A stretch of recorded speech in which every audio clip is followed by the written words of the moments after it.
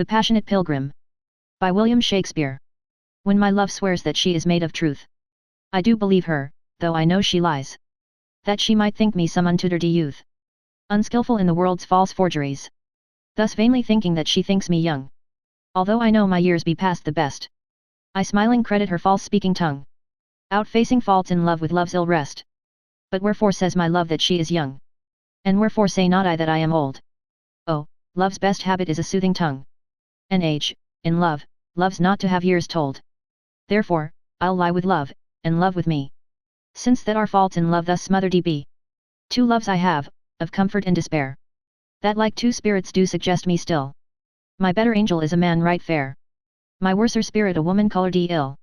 To win me soon to hell, my female evil tempteth my better angel from my side, and would corrupt my saint to be a devil, wooing his purity with her fair pride. And whether that my angel be turned a fiend, suspect I may, yet not directly tell. For being both to me, both to each friend, I guess one angel in another's hell. The truth I shall not know, but live in doubt, till my bad angel fire my good one out. Did not the heavenly rhetoric of thine eye, gainst whom the world could not hold argument, persuade my heart to this false perjury? Vows for thee broke deserve not punishment. A woman I forswore, but I will prove. Thou being a goddess, I forswore not thee. My vow was earthly, thou a heavenly love. Thy grace being gained cures all disgrace in me. My vow was breath, and breath a vapor is. Then, thou fair sun, that on this earth doth shine, exhale this vapor vow, in thee it is. If broken then, it is no fault of mine. If by me broke, what fool is not so wise to break an oath, to win a paradise? Sweet Cytherea, sitting by a brook, with young Adonis, lovely, fresh and green, did court the lad with many a lovely look, such looks as none could look but beauty's queen. She told him stories to delight his ear, she showed him favours to allure his eye, to win his heart, she touched him here and there. Touches so soft still conquer chastity. But whether unripe years did want conceit, or he refused to take her figure de proffer, the tender nibbler would not touch the bait, but smile and jest at every gentle offer. Then fell she on her back, fair queen, and toward he rose and ran away. Ah, fool too froward! If love make me forsworn, how shall I swear to love? Oh, never faith could hold, if not to beauty vowed. Though to myself forsworn, to thee I'll constant prove. Those thoughts, to me like oaks, to thee like osiers bowed. Study his bias leaves, and makes his book thine eyes, where all those pleasures live that art can comprehend. If knowledge be the mark, to know thee shall suffice. Well learned is that tongue that well can thee commend. All ignorant that soul that sees thee without wonder, which is to me some praise, that I thy parts admire. Thine eye Jove's lightning seems, thy voice his dreadful thunder, which, not to anger bent, is music and sweet fire. Celestial as thou art, oh do not love that wrong, to sing heaven's praise with such an earthly tongue. Scarce had the sun dried up the dewy morn, and scarce the herd gone to the hedge for shade, when Cytherea, all in love forlorn, a longing tarriance for Adonis made, under an osier growing by a brook where Adon used to cool his spleen. Hot was the day, she hotter that did look for his approach, that often there had been. Anon he comes, and throws his mantle by, and stood stark naked on the brook's green brim. The sun looked on the world with glorious eye, yet not so wistly as this queen on him. He, spying her, bound in, whereas he stood. O Jove, quoth she, why was not I a flood? Fair is my love, but not so fair as fickle. Mild as a dove, but neither true nor trusty. Brighter than glass, and yet, as glass is, brittle. Softer than wax, and yet, as iron, rusty. A lily pale, with damask dye to grace her. None fairer, nor none falser to deface her. Her lips to mine how often hath she joined, between each kiss her oaths of true love swearing. How many tales to please me hath she coined, dreading my love, the loss thereof still fearing. Yet in the midst of all her pure protestings, her faith, her oaths, her tears, and all were jestings, she burnt with love, as straw with fire flameth. She burnt out love, as soon as straw outburneth. She framed the love, and yet she foiled the framing. She bade love last, and yet she fell a turning. Was this a lover, or a lecher whether? Bad in the best, though excellent in neither. If music and sweet poetry agree, as they must needs, the sister and the brother, then must the love be great twixt thee and me. Because thou lovest the one and I the other. Dowland to thee is dear, whose heavenly touch upon the lute doth ravish human sense. Spenser to me, whose deep conceit is such as passing all conceit, needs no defence.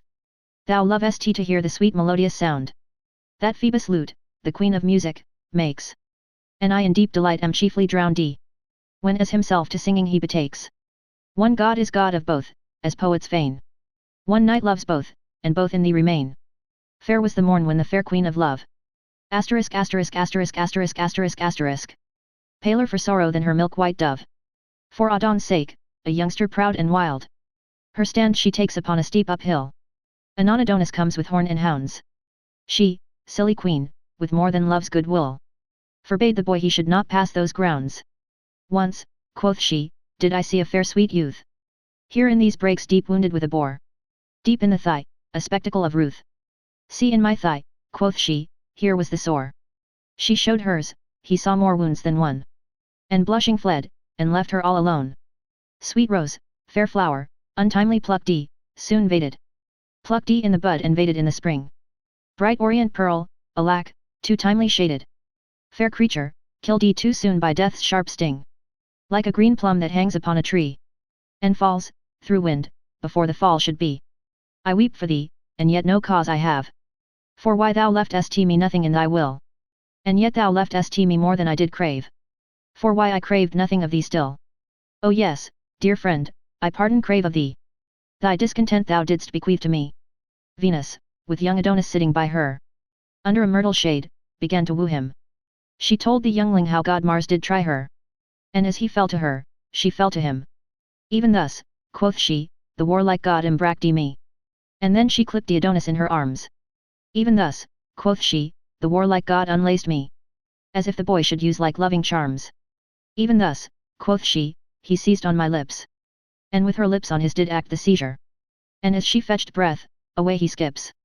And would not take her meaning nor her pleasure. Ah, that I had my lady at this bay. To kiss and clip me till I run away. Crabbed age and youth cannot live together. Youth is full of pleasance, age is full of care. Youth like summer morn, age like winter weather. Youth like summer brave, age like winter bear. Youth is full of sport, age's breath is short. Youth is nimble, age is lame. Youth is hot and bold, age is weak and cold. Youth is wild, and age is tame. Age, I do abhor thee, youth, I do adore thee. Oh, my love is young. Age, I do defy thee. Oh, sweet shepherd, hie thee. For methinks thou stayest too long. Beauty is but a vain and doubtful good. A shining gloss that vadeth suddenly. A flower that dies when first it gins to bud. A brittle glass that's broken presently. A doubtful good, a gloss, a glass, a flower. Lost, vaded, broken, dead within an hour. And as goods lost are seld or never found. As vaded gloss no rubbing will refresh. As flowers dead lie withered on the ground. As broken glass no cement can redress. So beauty blemished once, forever's lost. In spite of physic, painting, pain, and cost. Good night, good rest. Ah, neither be my share. She bade good night that kept my rest away. And daffed me to a cabin hanged with care. To descant on the doubts of my decay. Farewell, quoth she, and come again tomorrow. Farewell I could not, for I supped with sorrow. Yet at my parting sweetly did she smile. In scorn or friendship, nil I conster whether. T may be, she joyed to jest at my exile. T may be, again to make me wander thither. Wander, a word for shadows like myself. As take the pain, but cannot pluck the pelf. Lord, how mine eyes throw gazes to the east. My heart doth charge the watch, the morning rise. Doth sight each moving sense from idle rest. Not daring trust the office of mine eyes. While Philomela sits and sings, I sit and mark. And wish her lays were tuned like the lark. For she doth welcome daylight with her ditty. And drives away dark dreaming night. The night so packed I post unto my pretty. Heart hath his hope and eyes their wished sight. Sorrow chung to solace, solace mixed with sorrow. For why, she sighed and bade me come tomorrow. Were I with her, the night would post too soon. But now are minutes added to the hours. To spite me now, each minute seems a moon. Yet not for me, shine sun to succor flowers. Pack night, peep day, good day, of night now borrow. Short, night, tonight, and length thyself tomorrow.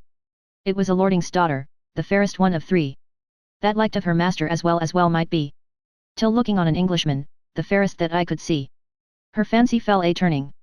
Long was the combat doubtful, that love with love did fight. To leave the master loveless, or kill the gallant knight. To put in practice either, alas, it was a spite. unto the silly damsel.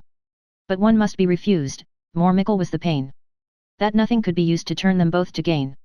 For of the two the trusty knight was wounded with disdain. Alas she could not help it. Thus art with arms contending was victor of the day. Which by a gift of learning did bear the maid away. Then lullaby, the learned man hath got the lady gay. For now my song is ended. On a day, alack the day. Love, whose month was ever May, spied a blossom passing fair, playing in the wanton air. Through the velvet leaves the wind, all unseen gan passage find. That the lover, sick to death, wished he himself the heaven's breath. Ere, quoth he, thy cheeks may blow. Ere, would I might triumph so. But, alas, my hand hath sworn ne'er to pluck thee from thy thorn. Vow, alack, for youth unmeet. Youth, so apt to pluck a sweet. Thou for whom Jove would swear Juno but an Aethiope were, and deny himself for Jove. Turning mortal for thy love. My flocks feed not, my ewes breed not, my rams speed not, all is amiss. Love is dying, faith's defying, heart's denying, causer of this. All my merry jigs are quite forgot. All my lady's love is lost, God wot. Where her faith was firmly fixed in love, there a nay is plocked without remove. One silly cross wrought all my loss. O frowning fortune, cursed fickle dame! For now I see inconstancy more in women than in men remain. In black mourn I, all fears scorn I. Love hath forlorn me, living in thrall. Heart is bleeding, all help needing. O cruel speeding, fraught with gall. My shepherd's pipe can sound no deal. My wether's bell rings doleful knell. My curdle dog that wont to have played plays not at all, but seems afraid. With sighs so deep procures to weep. In howling wise, to see my doleful plight. How sighs resound through heartless ground. Like 1,000 vanquished men in bloody fight. Clear wells spring not, sweet birds sing not. Green plants bring not forth their dye. Herds stand sweeping, flocks all sleeping. Nymphs black peeping fearfully. All our pleasure known to us poor swains. All our merry meetings on the plains. All our evening sport from us is fled. All our love is lost, for love is dead. Farewell, sweet love, thy like ne'er was. For a sweet content, the cause of all my woe. Poor Corydon must live alone. Other help for him I see that there is none. When as thine eye hath chose the dame, and stalled the deer that thou shouldst strike. Let reason rule things worthy blame, as well as fancy, partial might. Take counsel of some wiser head, neither too young nor yet unwed. And when thou comest thy tale to tell, smooth not thy tongue with filed talk, lest she some subtle practice smell. A cripple soon can find a halt. But plainly say thou lovest her well, and set her person forth to sail. What though her frowning brows be bent? Her cloudy looks will come ere night, and then too late she will repent, that thus dissembled her delight, and twice desire, ere it be day, that which with scorn she put away. What though she strive to try her strength, and ban and brawl, and say thee nay? Her feeble force will yield at length, when craft hath taught her thus to say. Had women been so strong as men, in faith, you had not had it then. And to her will frame all thy ways. Spare not to spend, and chiefly there, where thy desert may merit praise. By ringing in thy lady's ear, the strongest castle, tower, and town, the golden bullet beats it down. Serve always with assured trust, and in thy suit be humble true. Unless thy lady prove unjust, press never thou to choose anew. When time shall serve, be thou not slack to proffer, though she put thee back, the wiles and guiles that women work, dissembled with an outward show, the tricks and toys that in them lurk. The cock that treads them shall not know. Have you not heard it said full oft? A woman's nay doth stand for naught. Think women still to strive with men, to sin and never for to saint. There is no heaven, by holy then, when time with age shall them attaint. Were kisses all the joys in bed, one woman would another wed. But soft, enough too much I fear, lest that my mistress hear my song. She will not stick to round me on th ear, to teach my tongue to be so long. Yet will she blush, here be it said, to hear her secrets so bewrayed. Live with me and be my love, and we will all the pleasures prove, that hills and valleys, dales and fields, and all the craggy mountains yield. There will we sit upon the rocks, and see the shepherds feed their flocks. By shallow rivers, by whose falls melodious birds sing madrigals, there will I make thee a bed of roses, with 1,000 fragrant posies, a cap of flowers, and a kirtle, embroidered all with leaves of myrtle, a belt of straw and ivy buds, with coral clasps and amber studs. And if these pleasures may thee move, then live with me and be my love. Love's answer. If that the world and love were young, and truth in every shepherd's tongue, these pretty pleasures might me move, to live with thee and be thy love. As it fell upon a day, in the merry month of May, sitting in a pleasant shade, which a grove of myrtles made, beasts did leap and birds did sing, trees did grow and plants did spring, everything did banish moan, save the nightingale alone. She, poor bird, as all forlorn, leaned her breast up till a thorn, and there sung the doleful lusty ditty, that to hear it was great pity. Fie, fie, fie, now would she cry, Teru, Teru, by and by, that to hear her so complain, scarce I could from tears refrain, for her griefs so lively shone, made me think upon mine own. Ah, thought I, thou mournest in vain, none takes pity on thy pain, senseless trees they cannot hear thee, ruthless bears they will not cheer thee, King Pandion he is dead, all thy friends are lapped in lead, all thy fellow birds do sing, careless of thy sorrowing, whilst as fickle fortune smiled, thou and I were both beguiled. Every one that flatters thee is no friend in misery. Words are easy, like the wind. Faithful friends are hard to find. Every man will be thy friend, whilst thou hast wherewith to spend. But if store of crowns be scant, no man will supply thy want. If that one be prodigal, bountiful they will him call, and with such like flattering, pity but he were a king. If he be addict to vice, quickly him they will entice. If to women he be bent, they have at commandment. But if fortune once do frown, then farewell his great renown. They that fondee on him before, use his company no more. He that is thy friend indeed, he will help thee in thy need. If thou sorrow, he will weep. If thou wake, he cannot sleep. Thus of every grief in heart, he with thee doth bear a part. These are certain signs to know. Faithful friend from flattering foe.